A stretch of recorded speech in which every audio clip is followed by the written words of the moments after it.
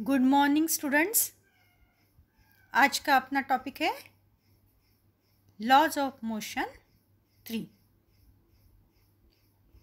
Last video में आपने देखा था कि न्यूटन्स के जो 3 लॉ हैं उसके इक्वेशन कौन से हैं। तो फर्स्ट इक्वेशन जो है वो है v is equal to u plus a t. इसमें क्या दिखाया है? Relationship between velocity and time. Second जो इक्वेशन है वो s is equal to u t plus half a t square. इसमें डिस्प्लेसमेंट और टाइम की रिलेशनशिप दिखाई है। और थर्ड इक्वेशन जो है वह है v square is equal to u square plus 2as, displacement and velocity. ये जो इक्वेशन है वो अपन ने डिराइव भी किए थे। उसके बाद अपनी टेस्ट भी हुई थी। वो टेस्ट में कुछ लोगों को बहुत अच्छे मार्क्स है और कुछ लोगों को कम मार्क्स है। तो जिनको कम मार्क्स है उन्होंने वो वीडियो फिर से देखना है और डेफिनेशन, यूनिट, फिलअप वो फिर से करना है, क्योंकि ये यूनिट पूरा होने के बाद अपन कंबाइंड टेस्ट लेने वाले हैं। समझ में आया? और जो होमवर्क दिया था वो भी करना है। ठीक है। Now balance and unbalance force. इसका मैंने एग्जांपल लिया है tug of war. Tug of war यानी रस्सी खींच खेलते हैं ना अपन। खेलते हो कि नहीं? खेलते हैं ना। हाँ, उसमें क्या होता है, दो साइड एक रस्सी होती है और दो साइड से अपन दो ग्रुप में वो रस्सी खींचते हैं। तो अगर दो साइड से इक्वल फोर्स है, यानी क्या इधर भी 3 है उधर भी 3 है, तो जो फोर्स है वो कैसे होगा? बैलेंस फोर्स है। तो रस्सी जो है वो क्या है, ऐसे बीच से उसका जो सेंटर है वो डिस्टर्ब नहीं होगा। लेकिन जब एक साइड से ज़्यादा फोर्स होगा, एक बच्चा बढ़ा दिया एक साइड से, तो वो फोर्स कैसे होगा? ज़्यादा।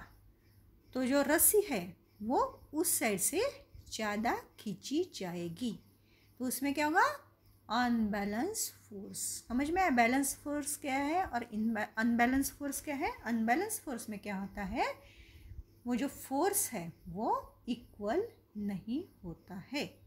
बराबर है। उसके बाद देखेंगे अपन न्यूटन का फर्स्ट लॉ कौन सा है। तो डेफिनेशन देखो पहले। An object continuous to remain at rest और in state of uniform motion along a straight line unless an external unbalanced force acts on it। अब रेस्ट पोजीशन क्या है, यूनिफॉर्म मोशन क्या है, ये आप लोगों को पता ही है कि नहीं? हाँ, फर्स्ट वीडियो में मैंने देखा था, लिया था आपका rest position, uniform motion. Newton's first law of motion explain phenomena of inertia. Inertia यानी क्या? जड़त्व। यानी अपन रेस्ट पोजीशन पे है तो अपन में क्या होता है कि इनर्शिया होता है। एक आधा ऑब्जेक्ट है वो रेस्ट पोजीशन में है तो उसमें क्या होता है? इनर्शिया, यानी वो अपने आप मूव नहीं हो सकता और जो मूविंग है वो रुक नहीं सकता। Then unbalance forces cause a change in state of object। जो बैलेंस फोर्स है उससे अपन हिला नहीं सकते, लेकिन जो अनबैलेंस फोर्स है वो कॉज होता है न्यूटन के फर्स्ट लॉ में। अब एग्जांपल्स देखो। एक कार दिखाई है, बराबर है। सो कार कौन सी पोजीशन पे है? रेस्ट पोजीशन पे है।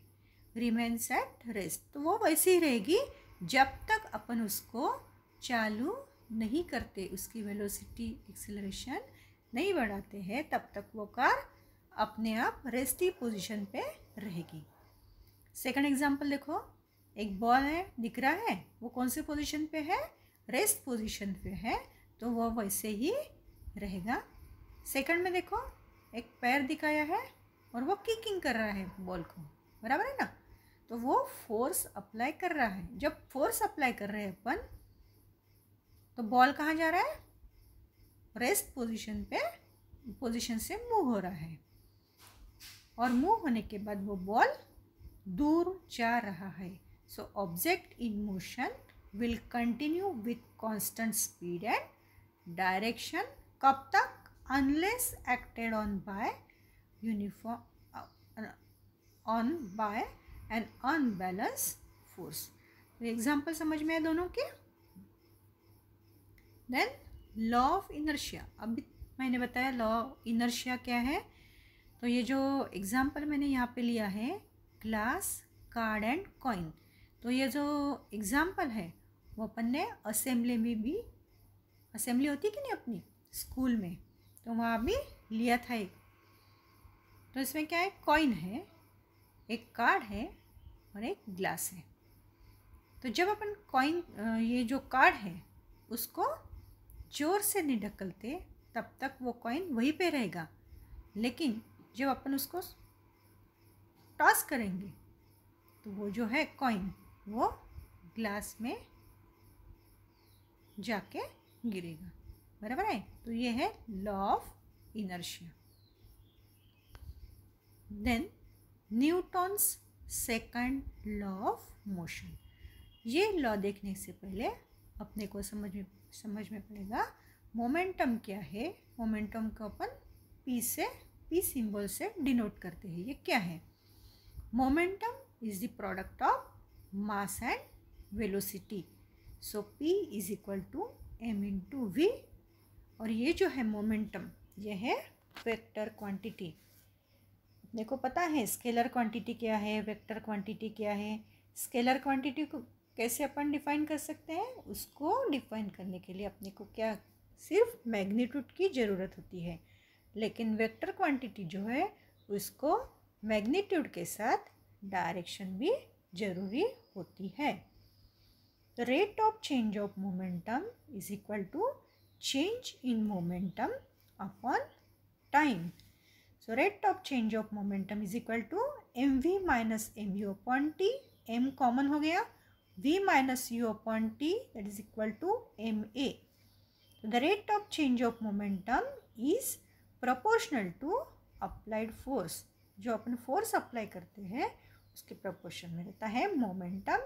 ma is equal to f is equal to k into ma and k is called proportionality constant और इसकी जो वैल्यू है वो है 1. So f is equal to क्या हो गया, m into a. So momentum क्या है, is a product of mass and velocity. So the rate of change of momentum is proportional to applied force and change of momentum occurs in the direction of force. समझ में आया? अब second law के examples देखो। मास एक बड़ा object है, इसका मास क्या है 400 kg और उसको जो फोर्स लगने वाला है वो कैसे लगेगा, ज़्यादा। और दूसरा दिखाया है मास 40 kg है ऑब्जेक्ट का, उसको फोर्स कैसे लगने वाला है, मूव करने के लिए कम फोर्स लगने वाला है। सेकंड एग्जांपल देखो, if you apply more force to an object it accelerate at higher rate. Then riding your bicycle is a good example of this law of motion at work. अपनी जो bicycle रहती है उसको बोलेंगे your bicycle is the mass and your leg muscle pushing on the pedals of your bicycle is a force. समझ में आया? ये है examples of Newton second law. The Newton's third law of motion, उसकी डेफिनेशन देखेंगे पहले अपन। Every action force has an equal and opposite reaction force which acts simultaneously. क्या होती है उसको, action and reaction. When no external force act on two interacting object, their total momentum remains constant. It does not change.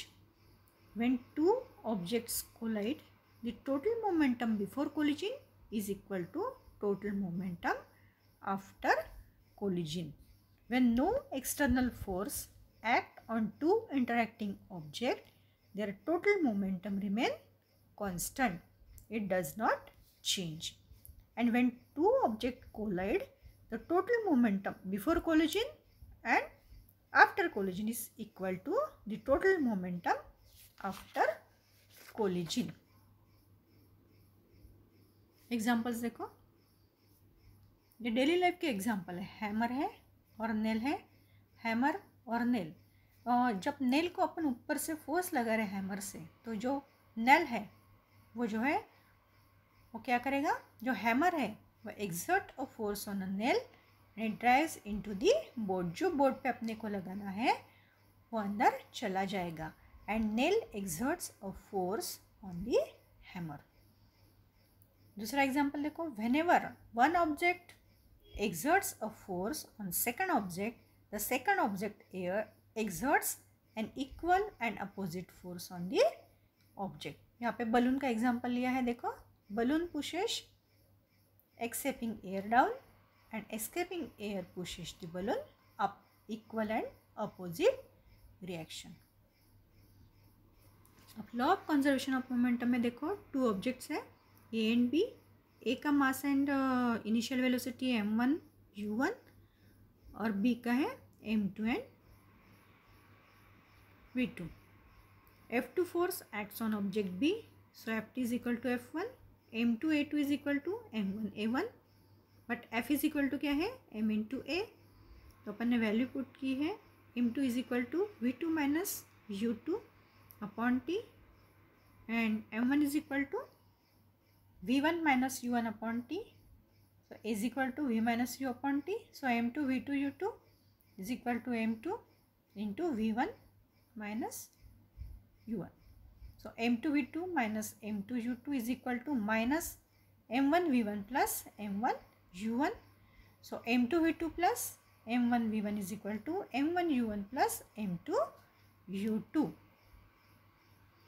और यहाँ पे examples भी दिए हैं. मीथेन है, ऑक्सीजन है, उसकी रिएक्शन हो रही और अपने को मिल रहा है CO2 प्लस ट्वाइस H2O. तो रिएक्टेंट साइड में कार्बन कितने हैं, 1, प्रोडक्ट साइड में 1. हाइड्रोजन कितने हैं, 4, प्रोडक्ट साइड में भी 4 है और ऑक्सीजन 4 है और प्रोडक्ट साइड में भी 4 है. तो एग्जाम्पल है law of conservation of mass. Second example दिया है कोल का. जितना कोल अपन बर्न करेंगे उतनी ही अपने को एनर्जी मिलेगी. सो आज अपन ने क्या देखा, Newton first law of motion, इसको ही बोलेंगे law of inertia. Then Newton second law of motion, इसमें अपन ने मोमेंटम भी देखा है. And Newton's third law of motion, बराबर है. इसमें गन और रॉकेट का भी एग्जांपल अपन देख सकते हैं. उसके बाद है law of conservation of momentum. वहाँ पे अपन ने मीथेन और कोल का एग्जाम्पल दिया है. और न्यूटन्स के थर्ड लॉ है, जो थर्ड लॉ है उसके एग्जाम्पल्स अपने को ढूंढने हैं डेली लाइफ में. समझ में आया? देन होमवर्क करना है आपको, differentiate between speed and velocity. Then while hitting a ball with bat the speed of the bat decreases, उसका रीज़न देना है. Then state the SI and CGS unit of force. उसके बाद है relationship between newtons and dyne and 2 examples of third law of motion.